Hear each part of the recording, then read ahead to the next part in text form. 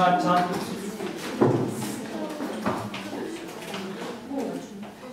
자, 가압 공유하천에서 가장 핵심이 되는 지형 형성 과정이 뭐였냐면 지난 시간에 융기라고 이야기를 했었죠. 그 다음에 이걸 포함해가지고 이번 시간에는 자유공유하천과 그 주변 지역에서 나타나는 지형에 대해서 꼼꼼하게 공부를 할 거예요. 자, 얘는 수능에서도 2년에 한 번꼴로 나오는 중요한 주제예요. 2년에 한 번꼴로. 자, 그래서 우리가 감히 공유하천의 형성 과정을 보면은 이렇게 정리할 수가 있어요. 자, 역시 신생대 초로 거슬러 올라가야 돼요. 자, 신생대 초의 한반도는 어떤 상태였다? 대체로 평탄한 준평원 상태였다. 여기로 거슬러 올라가야 돼요. 자, 그래서 단면도를 그려보면 당시 우리나라 서쪽하고 동쪽하고 이렇게 단면도를 그려보면 대체로 평탄한 이런 지형이었겠죠. 태백산맥도 없고 다른 산맥도 없는. 또 이 당시에는 이 서쪽에 뭐가 있었냐면 당연히 자유공유하천이 있었어요. 낮고 평탄하니까. 자, 그러면 이 동쪽에는 뭐가 있었을까? 역시 그 당시에는 낮고 평탄했으니까 자유공유하천이 있었을 거란 말이에요. 육지에 내린 비가 결국 바다로 흘러가면서 하천은 그때도 있었으니까. 자, 그런데 그 이후에 이제 시간이 지나면서 어떤 작용이 일어나냐면 얘는 현재 진행형이니까 계속 할게요. 현재 진행형이니까 신생대 제3기 중반 이후로 계속해서 한반도가 융기를 하고 있다 그랬죠. 그 이후로 태백산맥이 만들어진 거잖아요. 그래서 그 이후로 한반도가 이제 이렇게 지금 융기를 한 거잖아요. 자, 그래서 준평원 상태일 때는 자유공유하천이었는데 융기를 하고 나니까 얘가 지금 이 부분만 융기를 했잖아요. 서쪽은 여전히 자유공유하천, 동쪽 지역은 자유공유하천이 감입공유하천으로 바뀌게 돼요. 이쪽만 융기를 했으니까. 이해되시죠? 그래서 융기한 결과 여기서 이제 뭐가 만들어지냐면 감입공유하천이 만들어지더라. 중요한 거, 자, 융기는 지금도 진행이 되고 있는데 신생대 제4기 오늘날 가장 가까운 시기에 뭐가 일어났냐면 여러분들 기후 변화가 일어났어. 기후 변화. 이게 역사적인 순서잖아. 그래서 지금 이제 이번 시간에는 기후 변화까지 이렇게 덧붙여가지고 감입공유하천에 대해서 자세히 이야기를 해줄게요. 그래서 이걸 전부 다 종합할 수 있는 사람은 굉장히 지리 감각이 좋은 거예요. 그리고 이거 자꾸 인상 쓰는 사람은 못하는 게 아니라 되게 평범한 거야. 이 부분은 원래 학생들이 되게 약간 어려워하는 부분이에요. 심지어 교사들도 어려워가지고 이 감입공유하천에 대해서 제대로 설명하는 교사나 또는 강사 있죠. 한 명도 없어요. 예전에 이해를 못하니까 그냥 결국 중요한 포인트만 외우라 그러더라고요. 근데 여러분들을 믿고 한번 설명을 해볼게요.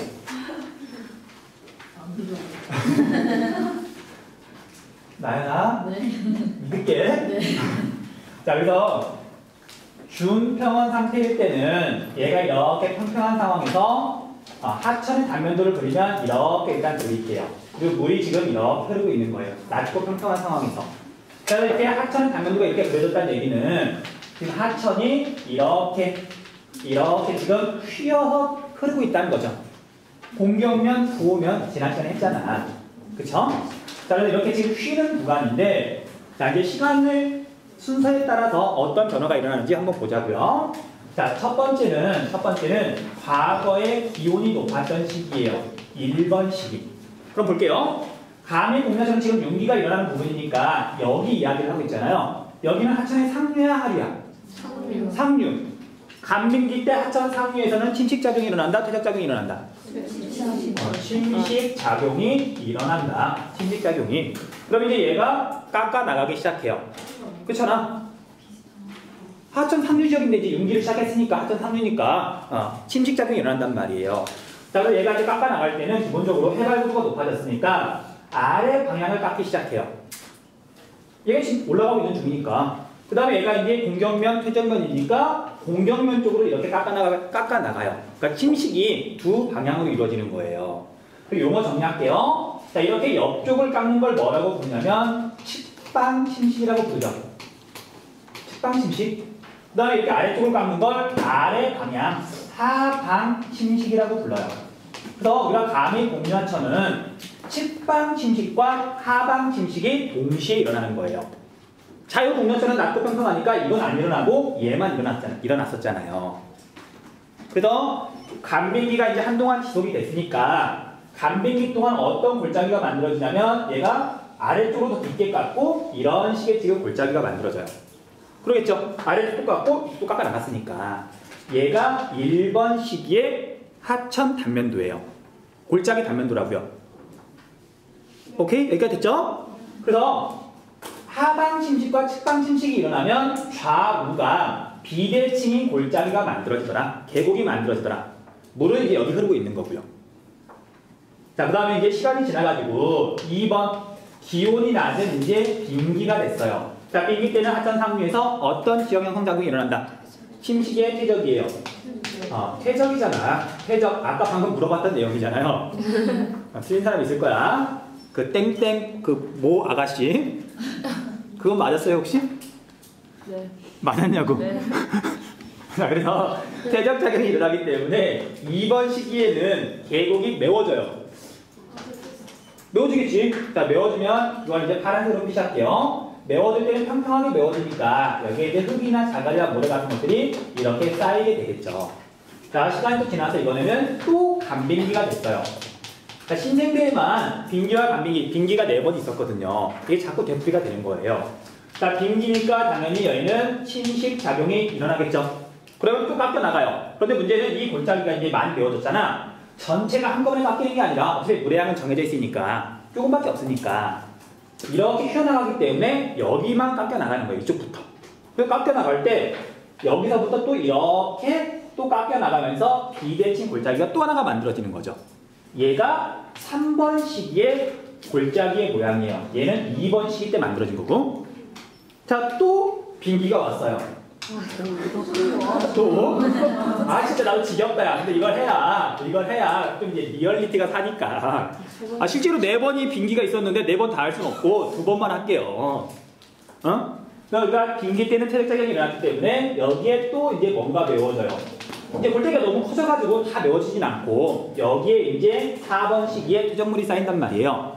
자, 이제 마지막으로 이제 5번 시기 후빙기가 됐어요. 자, 후빙기에는 침식 작용이 일어나잖아요. 지금 계속 되풀이되는 거잖아. 반복되는 거잖아. 그래서 마지막 5번 시기를 봤더니 이제 얘가 여기서 다시 이렇게 깎아 내려가가지고 이렇게 또 골짜기가 만들어지죠. 얘가 5번 시기에 만들어진 거예요. 그 결과 원래 이제 낮고 평평했는데 지금 땅이 계속 뭉개하면서 이게 반복이 되고 있잖아요. 그 결과 이제 다 끝나고 났더니 주변은 엄청나게 융기를 했고 산이 됐고 여기에 이제 이렇게 골짜기, 이런 식의 골짜기가 만들어진 거죠. 이해됐어요? 자, 그럼 이제 나머지 필요 없는 내용 지울게요. 여기 지우고, 여기 지우고, 여기 이렇게 지우면 분명히 이제 좌우가 비대칭인 골짜기가 만들어졌는데 여기가 좀 독특하게 형성이 됐죠. 매끄러운 게 아니라 계단처럼 단이 만들어졌잖아요. 그래서 이런 지형을 뭐라고 부르냐면 계단을 닮은 언덕, 단구라고 불러요. 단이 있는 언덕을. 쓸데가 없어. 아, 쓸데가 없다고요? 그 말이 지금 여기다 필기할 데가 없다는 얘기죠. 이 내용이 쓸데가 없다는 게 아니고 지금 겁나 당황했어. 야, 이거 굉장히 중요한 주제예요. 자, 계단 모양의 지형이 나타나는데 얘가 어디에 있냐면 하천 옆에 있잖아요. 자, 우리가 바닷가를 뭐라고 불러요? 바닷가. 해안, 강가는? 강가. 그래서 강 옆에 강가에 계단 모양의 지형이 나타난다. 이런 지형을 하안 단구라고 불러요. 하안 단구. 들어본 적이 없어. 들어본 적이 왜 없어? 뭔데요? 저기 뭐가 있는데 우리나라에? 저기가 어디? 자, 그래서 우리나라에 보면 감히 공유하천이 많을까 적을까? 적어요. 당연히 많아요. 우리 태국 사람들이 그때 다 융기했잖아. 근데 여기 있는 하천들은 옛날에 다 이제 자유 공유했지만 지금은 융기를 해가지고 그 강원도 지역에 있는 그 하천들은 대부분 감히 공유하천이라고 생각하시면 돼요. 자, 어쨌든 그 결과 이제 여기 주변에 나타나는 지형의 특징이나 아니면 지형의 종류를 한번 적어볼게요. 자, 감이 복류하천은 얘가 구불구불 흐르는 하천 윤기이기 때문에 좌우가 비대칭인 골짜기 계곡이 형성이 되더라. 자, 비대칭 골짜기가 만들어지는 이유는 자, 하방 침식이 일어나요. 근데 하방 침식만 일어나는 게 아니라 복류하천은 무조건 측방 침식도 일어난다고 했잖아요. 그런 측방 침식도 동시에 일어나기 때문에 비대칭 골짜기가 만들어지는 거예요. 자, 우리가 공유하지 않는 일반적인 계곡이 있죠. 산에 있는 관악산 계곡, 뭐 우면산 계곡 가서 보면 알겠지만 계곡은 일반적으로 물이 곧게 흐르고 양 옆을 보면 경사가 대칭이에요. 얘가 하천이 아래쪽만 깎아 내려가면 그냥 양옆이 무너져 내려가지고 똑같이 무너져 내리니까. 근데 얘는 구불구불 흐르기 때문에 좌우가 비대칭이라고요. 자, 시험 문제에서 기출 문제에서 어떤 표현을 썼냐면 하방 침식과 함께 측방 침식은 옆에가 이제 산이니까 활발하게는 안 일어나요. 빠르게는 안 일어난다고. 자유공유하처럼 빠르게 일어나지만 얘는 좀 천천히 일어날 거 아니야? 제한된 측방 침식이라고 했어요. 제한된. 그러니까 얘에 비해서 좀 느리다. 그런 뜻이지 측방 침식이 분명히 일어나잖아요. 그쵸? 야, 보통 이 내용을 딱 들으면 애들이 눈빛이 막 빛나야 돼요. 왜요? 왜냐고? 맞다는 거예요. 아니 이게 지금 여러분들이 잘 못 느끼는 건데 아까 말했던 것처럼 공유하천의 특징과 윤기의 특징과 기후변화의 특징을 지금 이게 세 가지가 짬뽕이 돼가지고 이게 만들어졌잖아요. 이걸 이해할 수 있는 건 지금 대한민국의 1%라고요. 자기가 이해했으면 완전 재밌어. 그러니까 이게 왜 그러냐면 그러니까 원래 선생님 전에 있던 학교에서 뭐 다른 내용이 뭐라 하는 게 아니라 내용 자체가 되게 모든 걸 이해하고 있어야 하나한 단어를 제대로 이해할 수가 있잖아요. 그래서 보통 선생님들이 이렇게 설명 안 한다 그랬잖아요. 그런데 얘들이 되게 궁금한 거야. 이거 항상 과정에 대해서. 근데 그걸 갖다가 선생님이 시원하게 해결해 주니까 얘가 박수를 쳐주더라고요. 불개 박수를.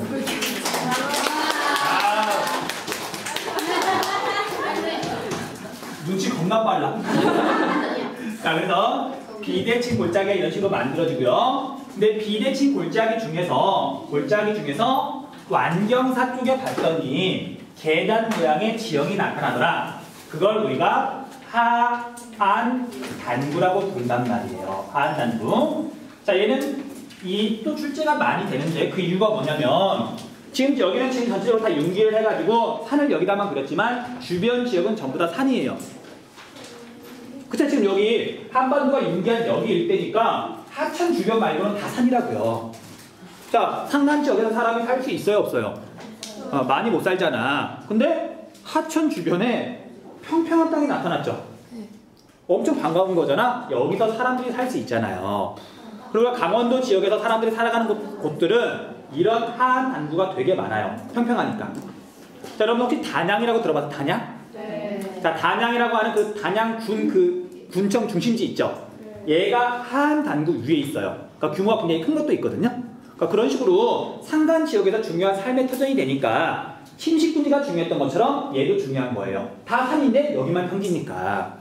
자, 그래서 하안 단구는 중요해요. 주거지로 이용을 하고요. 그 다음에 여기서 농사도 지을 수가 있어요. 농경지로 이용을 하고 그 다음에 여기가 평평하니까 교통로로 이용을 할 수도 있어요. 이렇기 때문에 인간이 잘 이용하더라. 평평하니까. 주거지, 농경지, 교통로. 그 다음에 이것보다 더 중요한 거 옛날에는 이제 물이 지었지만 여기 흐르던 물이 오랜 시간이 지나면서 여기까지 이동해 왔죠. 여기서부터 여기까지는 물이 만든 지형이에요. 자, 그럼 여기서 가장 중요한 출제 포인트는 물이 영향을 미쳤다. 지금은 물이 없지만 여기에 가면 땅을 파보면 뭐가 나온다? 물이 나와.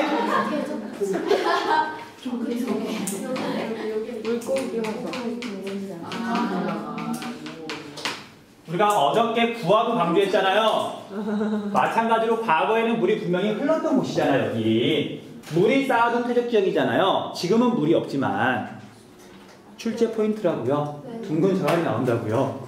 잊어버리시면 안 돼요. 시험에 나온다. 구화도와 함께 하한당구, 둥근자갈 꼭 기억하시고요. 그 다음에 여기 지형 중에 또 뭐가 나타나기도 하냐면 보세요. 가미 공유하천도 얘가 분명히 측방 침식이 일어난다는 얘기는 유로가 변경된다는 얘기예요. 주변이 산이라서 빨리는 안 일어나도 깎고 또 깎다 보면 언젠가는 물길이 바뀔 거 아니야. 실제로 지금 여기에 있던 물이 여기까지 이동해 간 거 아니에요. 네. 오랜 시간이 지나면 자, 그래서 얘도 유로 변경이 일어나기 때문에 그 과정에서 어떤 지형이 만들어질 수가 있냐면 구하도 지형이 만들어질 수가 있어요.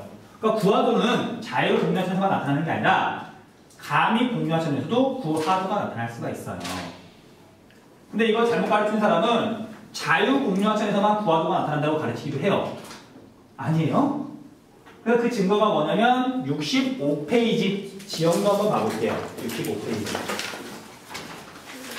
자, 65페이지 아래쪽에 있는 지형도를 보면 아래쪽 나 지형도 한번 봐보세요. 나 지형도.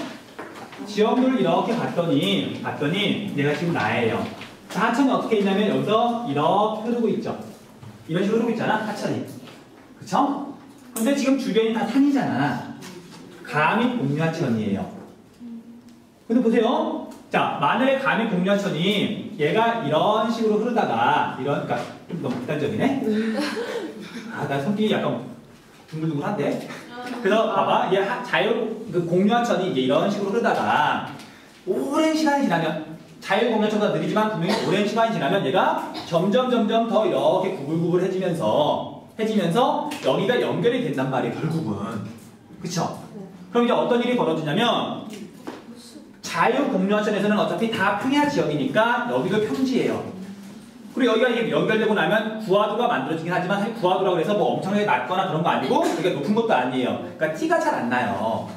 가서 땅을 파봐야 둥근 자갈이 나오는구나. 아, 그래서 여기가 구하도구나. 그래서 알 수 있는 거지. 여기는 다 평지니까. 근데 가미 공유하천은 얘가 이렇게 흐를 때는 여기 가운데 부분이 당연히 산이었단 말이에요. 산지 사이를 구불구불 흐르고 있었으니까. 그 상황에서 여기가 연결이 됐어요. 그럼 여기는 하천 상류 지역이니까 기본적으로 경사가 급해요. 연결되자마자 근데 이쪽으로는 물이 안 흘러요. 그냥 전부 다 물이 이렇게 가버린단 말이에요. 그래서 가미 공유하천에서 하중도는 안 만들어져요. 물이 여기로도 흐르고 여기로도 흘러야 하중도가 만들어지는데 경사가 워낙 급하니까 그냥 물이 여기로만 흐른단 말이야. 하중도는 없어요. 당연히 우가국 같은 것도 없어요. 대신 나중에 뭐가 남냐면 등고선이 이제 이런 식으로 형성이 되면서 여기에 언덕, 봉우리는 남아요. 원래 산이었으니까. 자, 그럼 봐봐. 여러분들 여기 이제 이 지형도에서 지형도에서 만약에 지금 이렇게 구불구불 흐르는 곳에 하중도, 우가국가 형성이 되고 마지막에 여기가 우가국가 말라가지고 구하도가 됐다. 그럼 여기 가운데, 이 물길 가운데 있는 여기 부분 그냥 평야하고 똑같을 거 아니야? 평평할 거 아니야? 지금도 논이니까. 근데 여기 왼쪽 봐봐요. 오른쪽에 있는 가미 공유하천을 봤더니 물이 지금 이렇게 흐르지만 등고선의 모양을 봤더니 이렇게 뭔가 흔적을 찾을 수가 있을 거예요. 그리고 여기에 뭐가 있냐면 이렇게 등고선이 있어가지고 여기 해발보다 좀 높잖아. 옛날에는 물이 이렇게 흘렀었는데 이렇게 지금 짧아진 거예요. 유로 변경이 일어나면서 여기가 이제 더 이상 물이 흐르지 않게 된 거예요. 그러니까 지금 나머지 지역은 다 산인데 여기 봤더니 이렇게 논 기호도 있고 그러잖아요. 네. 바로 여기가 구하도라고요. 그러니까 구하도는 얼마든지 만들어질 수가 있다고요. 물론 그 수는 적지만. 자, 그럼 우리 구하도. 얘가 칠판이 울고 있어. 자, 이 구하도는 자, 역시 옛날에 물이 흐르던 곳이죠. 가면 둥근 자갈이 나오더라. 그건 공통점이에요. 하한 당구도 가면 둥근 자갈이 나오고 여기 구하도도 옛날에 물이 흘렀지만 지금은 말라있잖아요. 가면 둥근 자갈이나 둥근 모래가 나타나요. 오케이? 여기가 이해됐죠? 네. 여기까지 정리하세요. 여기까지 정리.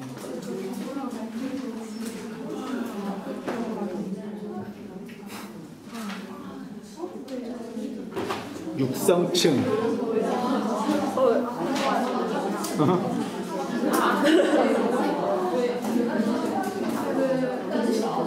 다 기억할 수 있어.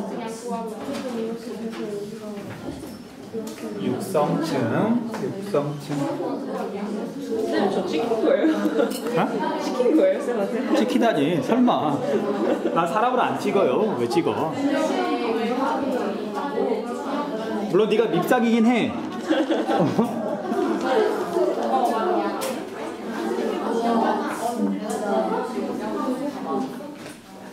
네. 이게 안 되는 거 있어요? 그래서 여러분들 이 과정에 대해서 줄글 자료 보면 이제 훨씬 더 이게 문장으로 정리가 돼 있거든요. 그림도 훨씬 더 이제 리얼하게 그려져 있고 궁금한 사람은 줄글 자료 한번 찾아보세요. 복습할 때.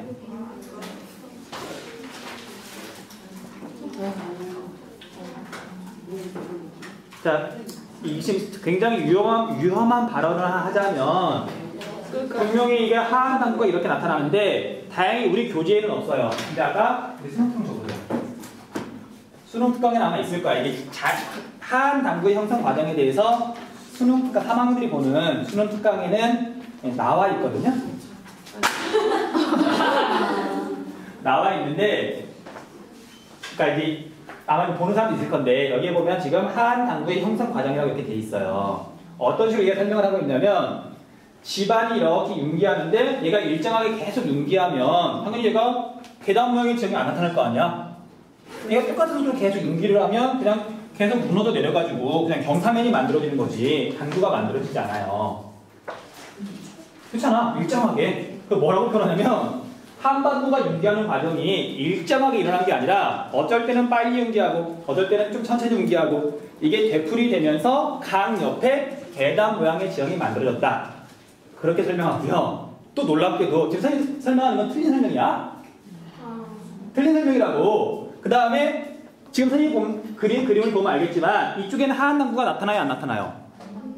급경사. 여기는 하한 단구가 나타날 수가 없잖아. 완경사 쪽에 나타나요.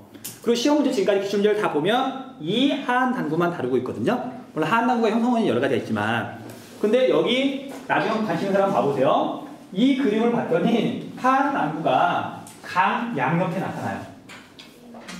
강 옆에. 그러니까 이 그림도 지금 엉터리예요. 이따시 그림을 넣으면 안 되거든. 근데 누가 안 바꾸더라고. 지금 몇 년 전부터. 전화 받았어요. 아, 전화 받았어. EBS에서 받을 수 있어요. 근데 문제는 그 그림을 없애고 이걸 넣자니 애들이 이해를 못하는 거야. 말했잖아요. 그러니까 그래서 첫 그림을 넣어놓고 융기가 일어났다 안 일어났다 일어났다 안 일어났다 이렇게 엉터리로 설명을 하고 있어요. 그러니까 다른 인터넷 강사는 그렇게 설명하면 많고 그 다음에 다른 선생님 잘 모르겠어. 내가 다른 선생님 확인할 수가 없으니까. 자, 그래서 우리가 증거를 볼게요. 65페이지 다시 한번 볼게요. 65페이지 이번에는 위에 있는 지형도 위에 있는 지형도가 이제 시험에서 자주 나오는 감이 공유하천 지형도예요. 그리고 이것뿐만 아니라 찌는 뚜렷해요. 분명해요. 구불구불 흐르는 하천이 있고 양옆이 산이면 감이 공유하천이에요.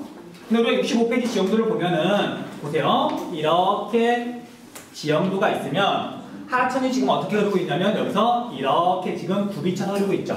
네. 그러니까 지금 공경면, 공경면, 공경면, 보면, 급경사, 급경사, 급경사. 확인해 보세요. 이쪽은 등고선의 간격이 촘촘하고 이쪽은 등고선의 간격이 넓어요. 넓죠? 그러니까 지금 얘는 그래서 골짜기가 좌우가 비대칭이란 말이에요. 공유하천이 융기했기 때문에. 그쵸? 근데 이제 중요한 지역이 어디냐면 여기 이제 이 나 지형도에서는 C가 중요해요. C가.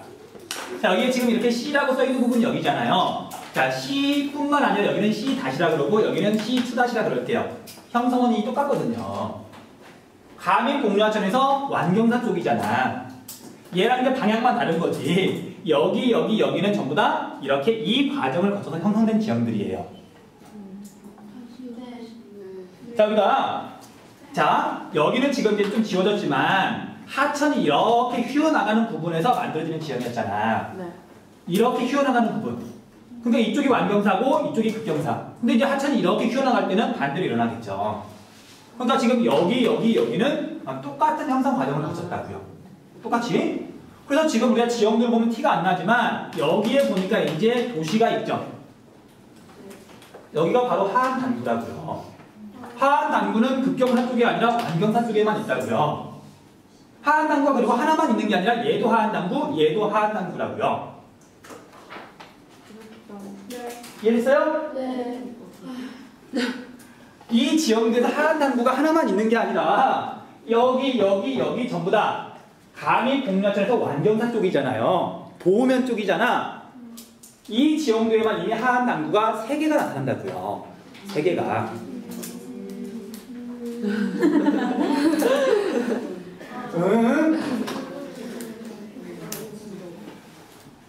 야, 진짜 이해했어요?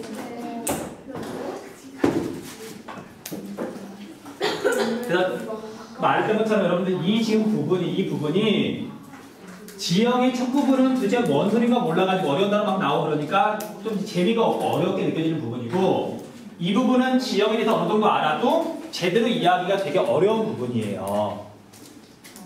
자, 이 부분 이해했으면 되게 자기가 머리가 좋은 거야. 공부 잘한다는 거예요.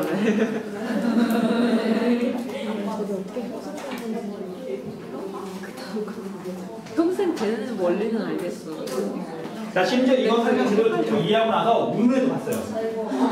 감동해가지고. 대박.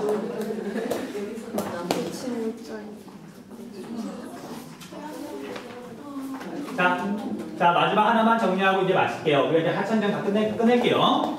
자, 여러분들 이제 지난 시간부터 공부했던 거 정리를 하자면 자유복류하천하고 감입복류하천하고는 굉장히 자주 비교를 해요. 근데 쭉 말했던 거 그냥 이렇게 표로 정리하는 거니까 여러분들 그냥 간단히 정리만 하시면 돼요. 자, 먼저 얘네들이 분포하는 지역을 봤더니 얘는 뭐 태백산맥일 때 해발구가 높은 곳에 분포하잖아요. 그래서 항해로 올라가는 하천은 규모가 커요. 대하천의 어느 지역이냐면 중산류 지역에 감입복류하천이 분포를 해요. 감입복류하천이. 말했던 것처럼 감입복류하천하고 하한 단구는 반드시 짝으로 나와요. 그렇잖아. 감입복류하천이 만들어진 과정에서 하한 단구가 형성이 되니까. 그 다음에 이제 얘 같은 경우에는 태백산맥에서 시작해가지고 동해로 올라가는 하천은 당연히 감입복류를 해요. 동해로 올라가는 하천은 규모가 작더라도 어차피 태백산맥에서 시작을 했으니까. 아, 이런. 응? 자, 그에 비해서 자유복류하천은 기본적으로 규모가 작은 하천이에요. 이해했던가? 자, 한강은 물길을 바꾸기가 어렵다 그랬잖아요. 한강처럼 크면 한강이 물길을 바꾸려면 말했잖아, 관악산을 깎아야 된다고. 그러니까 규모가 작은 하천만 바꿀 수가 있고요. 이렇게 규모가 작은 하천이 어디를 흘러야 되냐면 평야 지역을 흘러야 되겠죠. 근데 지형이 평탄한 곳이 어디가 있냐면 기본적으로 해안가 지방은 지형이 평탄해요. 동부서정의 서자 지역에 비해서 서쪽 지역, 해안가 지역은 완만하잖아. 높은 산이 없잖아요. 해안가 지역에 있는 작은 하천, 그래서 우리가 65페이지 가지형도 이 만경강이 길이가 굉장히 짧아요. 항해로 올라가는 대표적인 자유복류하천이에요. 그 다음에 선생님 혹시 지류라는 말 설명해서 지류 설명할게요. 자, 여러분들 우리가 나무랑 많이 비교를 하는데 여기에 한강처럼 큰 강이 있어요. 자, 이런 강을 뭐라고 부르냐면 돌류라고 불러요. 기본이 된다, 근본이 된다. 자, 그래서 지류.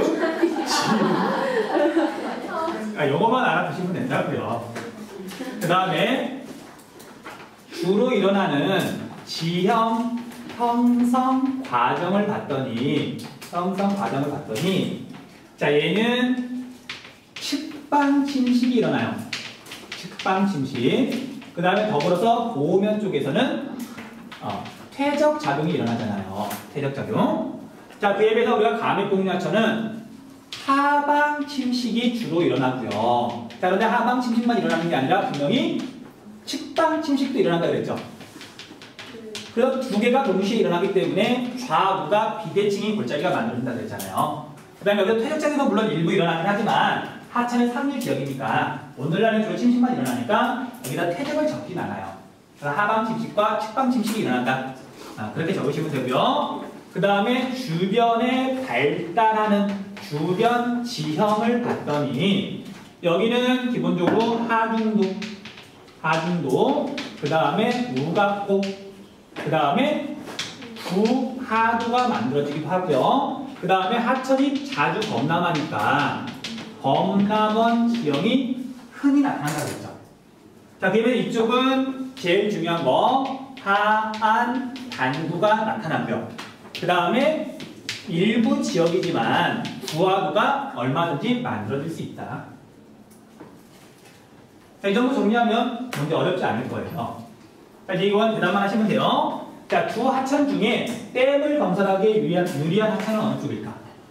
댐 건설에 유리한 쪽. 감유공유하천.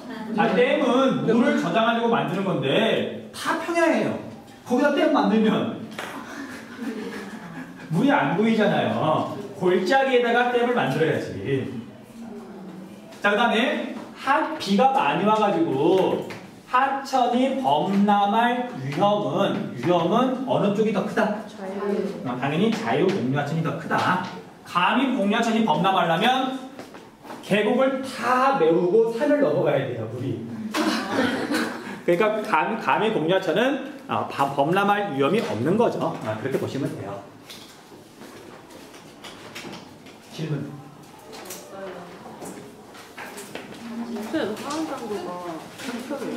하안단구는 대체로 완경사인데 이게 중간중간에 이게 평평한 땅이 나타나는 거죠. 그럼 그거는 물이 아니라 그냥 습각하게. 물은 지금 여기 흐르고 있지. 그러니까 여기 흐르던 계곡물이 오랜 시간이 지나는 건 여기까지 이동했어요. 하방 침식과 측방 침식을 하면서. 그러면 이거가 그 파란색 부분. 이건 이제 과거 빙기 때 쌓인 거죠. 그러니까 침식퇴적하면서 얘가 여기서 여기까지 간 거예요. 그래서 물이 없는 거야. 그렇죠. 여기 되는지 물이 없는 거지. 옛날에 분명히 물이 있었지만, 물이 흘렀지만. 침식하는 게 네? 침식하는 게 네. 활도가 높아가지고 그러니까 얘가 바다야. 바다고 얘가 바다랑 높이 차이가 별로 없을 때는 당연히 얘는 아래쪽을 못 깎잖아요. 물이. 근데 땅이 융기했어. 그러니까 얘가 이제 아래쪽을 깎아 내려가는 거죠. 그러니까 자유공유하천은 옆쪽만 깎아 나가는 거고 감유공유하천은 융기를 했으니까 물론 옆쪽도 깎아 나가지만 이제 아래쪽을 깎아 나갈 수가 있는 거죠. 하방 침식, 아래 방향, 아래 하자, 측면, 옆에 측면, 측방 침식 그런 개념이에요.